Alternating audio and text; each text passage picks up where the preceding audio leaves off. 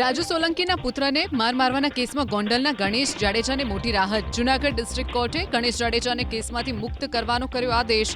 રાજુ સોલંકીના પુત્ર સાથે થયેલી અથડામણ અને મારપીટના બનાવમાં ગણેશ જાડેજા વિરુદ્ધ પોલીસ ફરિયાદ નોંધાઈ હતી.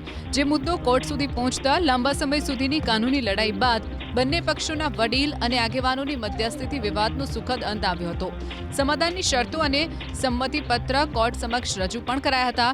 જે બાબતોની કાનૂની ચકાસણી કર્યા બાદ આખરે કોર્ટે ગણેશ જાડેજાને કેસમાંથી મુક્ત કરવાનો આદેશ કર્યો છે.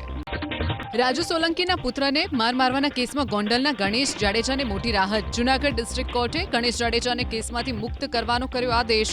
રાજુ સોલંકીના પુત્ર સાથે થયેલી અથડામણ અને મારપીટના બનાવમાં ગણેશ જાડેજા વિરુદ્ધ પોલીસ ફરિયાદ નોંધાઈ હતી. જે મુદ્દો કોર્ટ સુધી પહોંચતા લાંબા સમય સુધીની કાનૂની લડાઈ બાદ બંને પક્ષોના વડીલ અને આગેવાનોની મધ્યસ્થીથી વિવાદનો સુખદ અંત આવ્યો હતો. સમાધાનની શરતો અને સંમતિપત્ર કોર્ટ સમક્ષ રજૂ પણ કરાયા હતા. જે બાબતોની કાનૂની ચકાસણી કર્યા બાદ આખરે કોર્ટે ગણેશ જાડેજાને કેસમાંથી મુક્ત કરવાનો આદેશ કર્યો છે.